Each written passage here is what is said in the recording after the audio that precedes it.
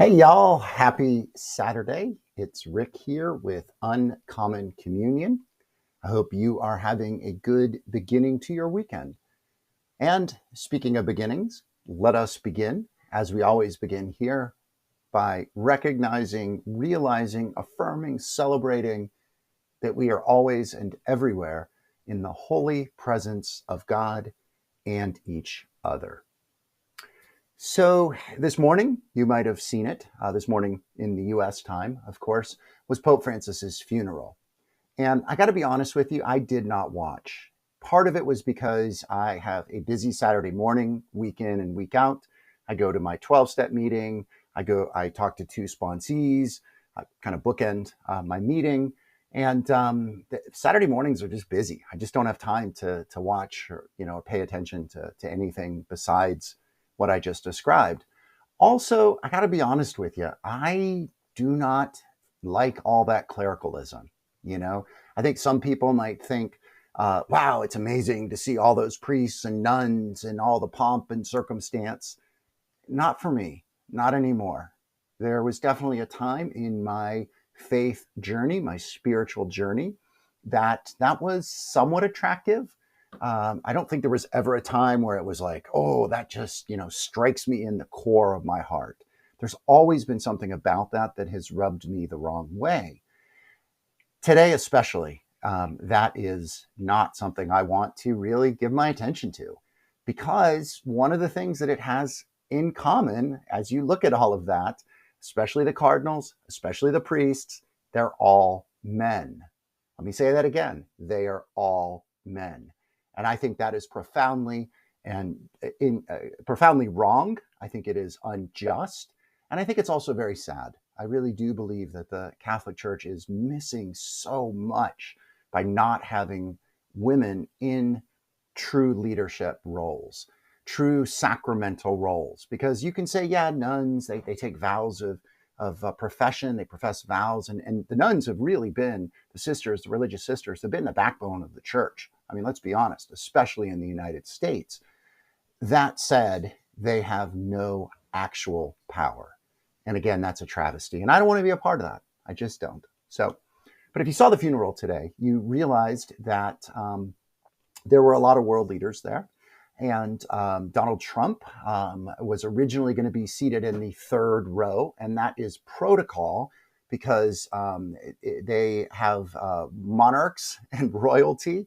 Again, all of the traditions around papal funerals and soon to be papal conclaves. There's a lot of ancient tradition. And that was one of them. So Trump was going to be in the third row, which I guess was not good enough for him. So he ended up being seated in the first row. And also, I don't recall, I haven't seen photos. Like I said, I've really kind of been consciously avoiding this. But I know that he met with Zelensky. I don't know if he was sitting next to Zelensky. That would have been fun to see the two of them together.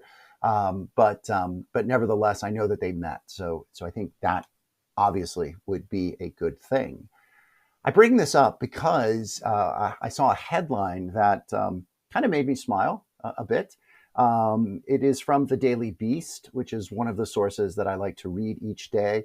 I'll be honest with you, it's a little tabloidy, which kind of, I don't read actual tabloids, and I try to, really have pretty, I don't know, just more staid, more serious, I guess, sources. The Daily Beast is very serious reporting. Don't get me wrong; they are well known. In fact, they get scoops that nobody else gets. For example, if you remember back in, I guess it was a couple election cycles ago, when Herschel Walker was running for governor of Georgia, it was the Daily Beast that broke the fact that he had this illegitimate child or these women and all that craziness that really ended up kind of tanking his candidacy. But it was the Daily Beast that got that. But the headline in the Daily Beast is, it says, Trump gets called out in front of millions at Pope's funeral. So I read this and I thought, whoa, what exactly does that mean? I guess the purpose of the headline is to draw you in, right? And I was drawn in. Well, turns out that the Cardinal Giovanni Battista Re, R-E, may or may not be pronouncing this wrong, who delivered the homily, didn't name check Trump, but it was pretty clear who and really what philosophy, what perspective, what politics, and I would also say, mindset he was addressing.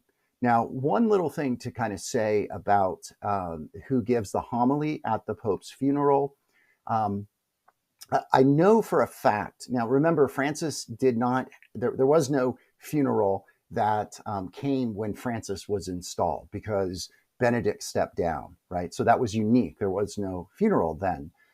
But when John Paul II died, I know for a fact that it was Ratzinger that gave the homily. So there is this tradition that whoever gives the homily at the Pope's funeral, in some ways, it's like an audition for the cardinals who are all there, right, for the conclave. So, if it turns out that Giovanni Battista Re, and I need to look him up a little bit more, I don't know if he's on the short list of betting favorites, but if he ends up being a candidate or even the next pope, it wouldn't be super surprising because of this role that he is in for the funeral. So anyway, what he says is said this. Quote, Pope Francis incessantly raised his voice, imploring peace and calling for reason and honest negotiation to find possible solutions. Build bridges, not walls, was an exhortation he repeated, Francis, many times. Now, this article goes on to say, and I think wisely and correctly, that is a challenge to Donald Trump and others who are in this, this conservative wall building, place right now. And you may remember the article, and I'll link to the article in the message here. But the article talks about how Francis called out Trump about walls, and there was really kind of a quite remarkable exchange. You may remember part of that. I think it was Trump or one of his minions said, "Well, the Vatican has walls, right? So, like, what's the Pope talking about? The Vatican has walls." So, it got really pretty ridiculous. But I think that is important. When we think about metaphors for our time, that metaphor of walls versus bridges is a significant one, right? Now, Jesus didn't use that terminology. There were certainly walls in Jesus's time period, and he does talk a little bit about walls around vineyards and things like that. He doesn't talk about bridges because, to my knowledge, there really weren't bridges in his time period that he was familiar with, right? I'm sure, I'm not an expert on Roman history, but I'm sure the Romans, in their roads were very good bridge builders, right? They built aqueducts, which were water bridges, basically. So I'm sure they built bridges. But whether Jesus encountered many bridges in his lifetime, he doesn't talk about bridges. That said, I think if it was a metaphor that he was familiar with from his life experience, he would have been very much about that. And certainly in his ministry, he was very much of a bridge builder, right? One thing he did talk about, which is really more of kind of a neutral metaphor, is doors, right? And, with a door, the question is what a portal, right? What does the portal bring you through? What is the point A that the door takes you to point B, right? And also, and this is where Jesus, was concerned, or where he spoke up, was in whether doors are opened or closed, right? There's that famous one about, knock and the door will be open to you. And that parable of I think it's the persistent widow that's banging on the judge's door at night, and your friend that comes to your door and asks for bread, all of those things, right? So Jesus knew about doors. He certainly wanted to have doors open. And, doors are a way to circumvent walls, right? You can build a wall, and yet you need a door. Because again, if you have a wall that's just surrounding something and there's no way out or no way in, you're going to die, right? You have to have at least one way in or out, or there's no life. So again, I thought that was quite interesting to call out specifically this idea of bridges versus walls.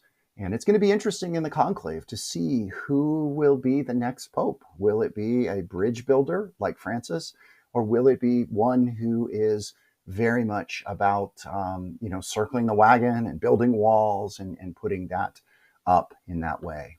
So I want to end. I was going to end with a Father Ed prayer today, but I've kind of gone a little long and I have to hit the road myself today.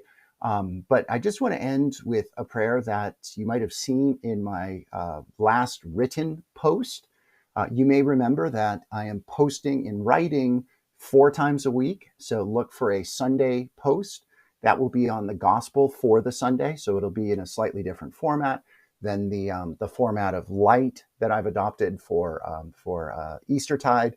And then also Monday, Wednesday, and Friday. So you will not see posts from me on Tuesday, Thursday, and Saturday. Although I will try to do these messages as frequently as I can. So rather than ending with a Father Ed prayer, it's a great one, but I'm going to save it for another time. And I'm just going to end with the Serenity Prayer. I've prayed this a number of times today. You saw it in my last post on the little coin that represents, 12-step progress. And let us just pray this together. And maybe if you know the words, you can say this along with me as we pray.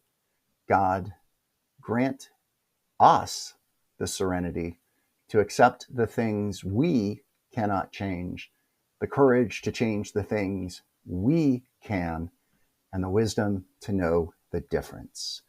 And then I like to end it, thy will be done, thy will, not ours, be done. Thanks, y'all, for listening. Blessing and good. Be well.